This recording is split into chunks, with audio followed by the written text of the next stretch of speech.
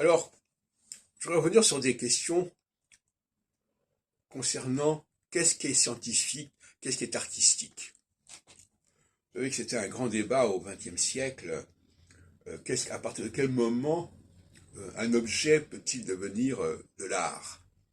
On connaît les ready-made de Marcel Duchamp. On peut considérer que certains objets qui sont apparemment complètement vils peuvent être considérés comme de l'art si on les considère comme de l'art. Donc c'est très subjectif la notion de ces labels qu'on donne, ce qui est artistique, ce qui est scientifique. C'est une question de mode. Je veux dire par là que, par exemple, dans le cas d'astrologie, pour moi, l'astrologie est une science à partir du moment où elle serait considérée comme une science.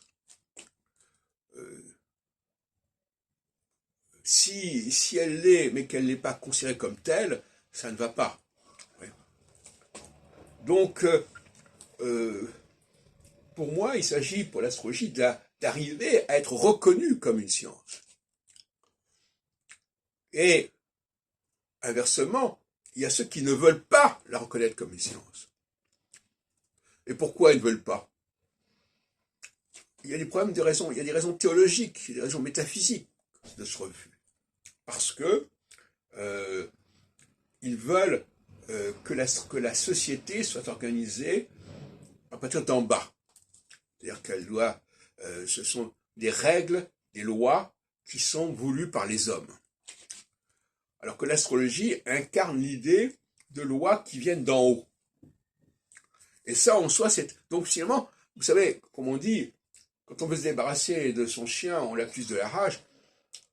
Quand il y a un moment où les gens ont un préjugé défavorable par rapport à l'astrologie, ils vont dire, mais l'astrologie est ceci, l'astrologie est cela, l'astrologie ne tient pas, etc. Mais en réalité, la vraie raison, elle est théologique.